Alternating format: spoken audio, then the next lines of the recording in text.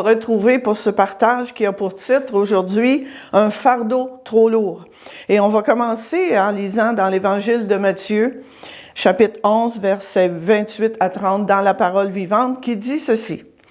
C'est Jésus qui parle, il dit « Venez à moi, vous tous qui êtes fatigués et accablés, vous qui êtes déprimés, parce que vous ployez ou vous courbez, vous pliez, sous un fardeau trop lourd, et je vous donnerai du repos. Acceptez de vous laisser diriger par moi et mettez-vous à mon écoute, car de tout mon cœur, je suis doux et humble. Ainsi, votre vie trouvera son épanouissement dans le repos. Oui, mon joug est utile et la charge que je vous impose est légère. Alors, venez à moi, vous tous qui êtes fatigués, accablés, déprimés. Je pense que c'est normal, ça nous arrive tous d'être fatigués. Après une journée de travail, après des activités, après, je pense aux mamans qui sont à la maison avec les enfants, les tâches ménagères. Alors, de ce côté-là, je pense que physiquement, ça nous arrive tous.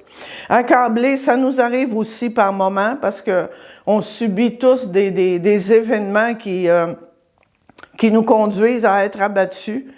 Déprimés, bien, c'est encore là, d'être abattus, découragés, sans énergie.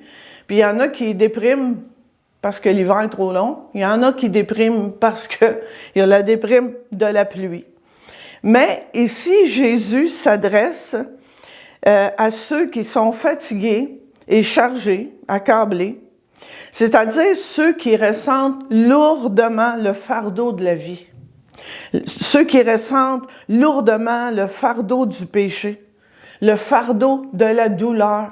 Et ça englobe ou ça concerne beaucoup les gens qui ne connaissent pas Jésus comme leur sauveur. Les gens qui n'ont pas donné leur vie à Dieu et qui sont accablés. Ils portent un lourd fardeau suite à cause de leur péché, encore les fardeaux de la vie avec tout ce que ça peut impliquer. Et Jésus dit, je veux vous donner du repos. Jésus dit, je veux vous donner la paix de l'âme.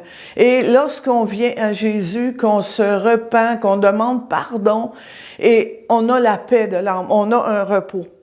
Mais parfois, même en étant chrétien, en étant enfant de Dieu, ça m'arrive d'être fatigué, d'être chargé, d'être accablé. Pourquoi? Parce que je porte des fardeaux que Dieu ne me demande pas de porter. Et je peux être fatigué physiquement, mais il y en a une fatigue aussi, il y a une fatigue émotionnelle. Il y en a une fatigue, c'est comme une lourdeur en dedans de nous. Fatigué et chargé, pourquoi? Parce que je ne suis pas capable de dire non. Il y a des gens qui ne sont pas capables de dire non. Ils ne veulent pas déplaire. Ou ben non, des fois, je vois un besoin, je me dépêche à le combler. Des gens me demandent un service, demandent quelque chose, pas capable de dire non. Alors j'accepte tout. J'accepte tout ce qui m'est offert parce que je veux faire plaisir. Je vais vous raconter une petite histoire. Un matin, Jésus demande à un jeune homme de charger sa brouette de pierres et d'aller les porter, les pierres, jusqu'en haut de la colline. Et il lui explique le chemin. Puis le jeune homme part, tout joyeux, tout content, il chante des cantiques, il loue le Seigneur. Sur sa route, il s'arrête dans un village. Puis là, il y a un ami qui lui demande de prendre une roche, puis de le mettre dans sa brouette. Ah oui, il met la roche dans la brouette. Il continue son chemin. Arrive ailleurs, quelqu'un d'autre lui demande « Peux-tu prendre ma roche? » Il prend sa roche, met dans sa brouette. Il continue comme ça à ajouter des roches dans sa brouette. Finalement, il continue sa route en se plaignant. Il a mal au dos. Il est fatigué. Il dit à Jésus, « Pourquoi m'as-tu demandé d'aller porter ça sur la colline? C'est trop pour moi, c'est trop lourd pour moi. » Puis Jésus, il répond, « Ce n'est pas moi qui t'ai demandé de prendre tous ces fardeaux. » Jésus lui avait donné comme une mission. Il lui avait dit, « Mets ces pierres-là dans ta brouette, puis va les porter en haut de la colline. » Mais tout au long du chemin, il a accepté de mettre dans sa brouette, d'ajouter des fardeaux qui sont devenus trop lourds pour lui. Éphésiens 2,10 nous dit « Car nous sommes son ouvrage, ayant été créés en Jésus-Christ pour de bonnes œuvres, que Dieu a préparées d'avance afin que nous les pratiquions. » C'est vrai que Dieu a préparé des bonnes œuvres pour nous, mais nous sommes un corps. On fait partie d'un corps. Et chacun a sa tâche à accomplir. Chacun a des œuvres que Dieu demande à chacun. Il ne demande pas d'accomplir toutes les œuvres de tout le monde. Et le bras ne peut pas ne peut pas porter, ne peut pas accomplir tout ce que la jambe, le pied peut faire. On a chacun nos œuvres à accomplir. Comment faire? Bien, il faut prier. Il faut prier et demander à Dieu le discernement. Seigneur, montre-moi. Est-ce que ça, c'est quelque chose que tu me demandes? Ou c'est moi qui veux le faire? C'est parce que ça me plaît ou que je ne suis pas capable de dire non. Et que Dieu t'accorde le discernement, que Dieu t'accorde la grâce de dire non si ce n'est pas pour toi. Puis parfois aussi, on est fatigué, comme j'ai dit tantôt, émotionnellement. Tu sais, on est accablé, on est déprimé, on a une lourdeur parce que des fois, on traîne des choses dans notre vie. Puis Dieu nous demande de renoncer, Dieu nous demande d'abandonner. Des choses qui prennent de notre temps, des choses qui nous ralentissent dans notre marche chrétienne. Puis peut-être même que ça peut être certaines personnes que Dieu nous demande d'abandonner parce que ces personnes ont une influence négative dans notre vie. Ces personnes nous influencent, mais dans le mauvais sens. Dans Luc 18, 22, la parabole, c'est le jeune homme riche qui accomplissait tous les commandements. C'était quelqu'un de bien, mais Jésus lui a dit, « Vends tout ce que tu as, distribue-le aux pauvres, et tu auras un trésor dans les cieux. Puis viens et suis-moi. » Dans le fond, qu'est-ce que Jésus lui demandait? Vends tout ça, parce que son cœur était là. Mais en même temps, Jésus disait, vends tout ça, mais fais-moi confiance. Fais-moi confiance. Vous savez, c'est pas facile parce que lorsque Jésus nous demande des choses, lorsque Dieu nous demande d'abandonner certaines choses, c'est pas facile parce que en avant de nous, c'est l'inconnu. Puis l'inconnu, ben ça nous fait peur.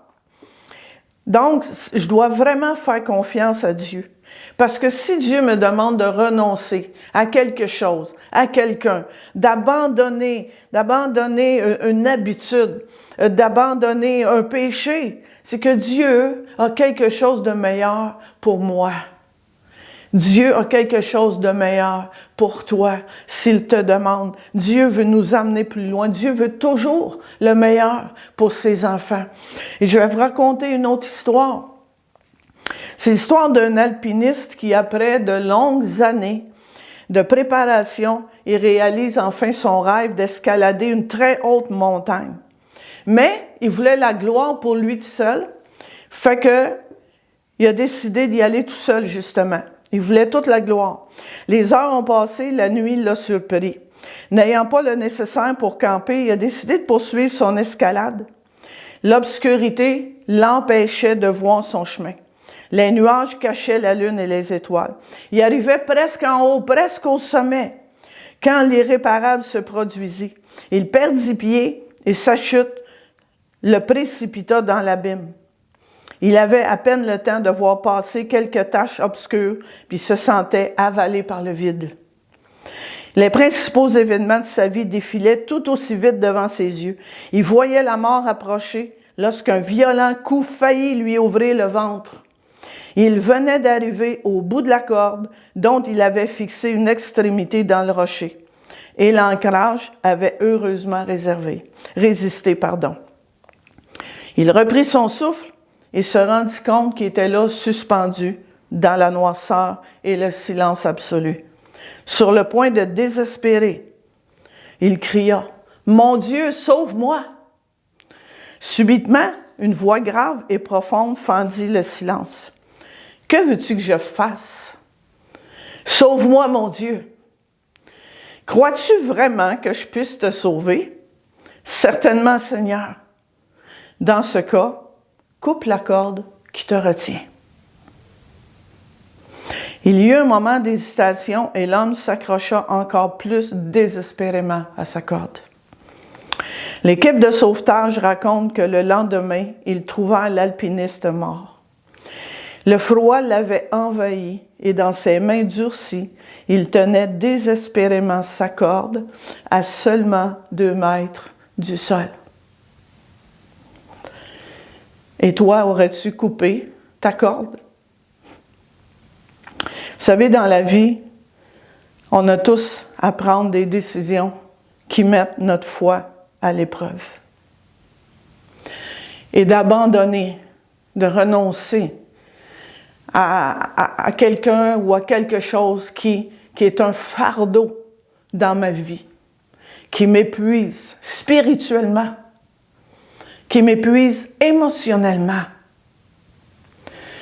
Ça prend la foi. Ça prend la foi en Dieu. Est-ce que je m'accroche à 2 mains après ma corde? Je refuse de renoncer, je refuse d'abandonner ce que Dieu me demande, ou je fais confiance à Dieu, puis je coupe la corde. Puis j'abandonne, puis Dieu, je te fais confiance. Remarque ici que Dieu lui a demandé de couper la corde. C'est pas Dieu qui l'a coupé. Dieu nous laisse libres. Dieu nous laisse libres d'obéir ou non. Alors, est-ce que tu portes un fardeau qui est trop lourd pour toi? Soit parce que tu prends trop de charges, soit tu prends trop tu fais trop de choses qui ne t'appartiennent pas, qui ne sont pas pour toi, ou est-ce que tu portes un fardeau qui est trop lourd parce que tu résistes à abandonner et à renoncer à ce que Dieu te demande? Et ma prière pour toi, pour moi, Seigneur, accorde-nous ta grâce. La grâce pour discerner les œuvres que tu as préparées pour moi. Et la grâce d'abandonner, de renoncer à ce que tu me demandes, Seigneur. Afin, Seigneur, d'être déchargé de ce fardeau qui est justement trop lourd pour moi. Afin, Seigneur, que tu me donnes, Seigneur, ton repos et ta paix. Dans le nom de Jésus, j'ai prié. Soyez bénis abondamment. Amen.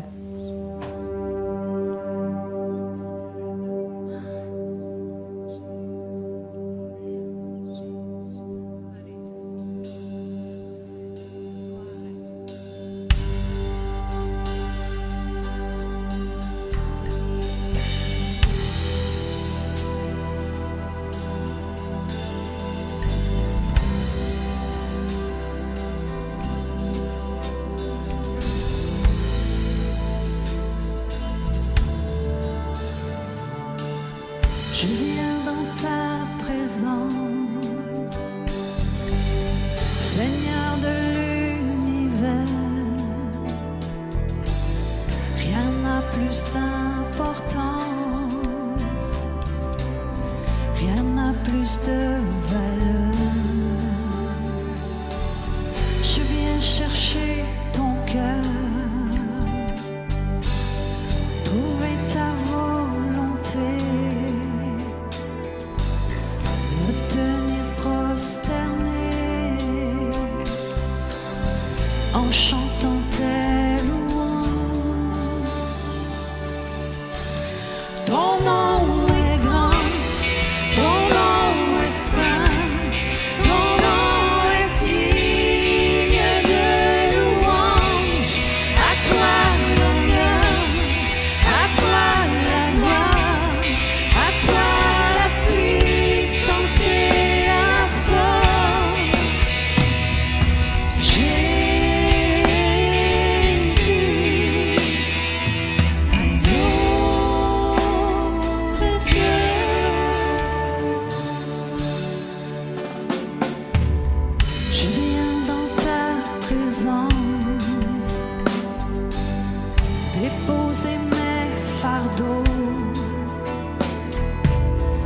tout ce qui me retient de m'approcher de toi. Tu es mon bouclier, mon abri, mon seul bien. Vers toi, Seigneur, mon Dieu, je veux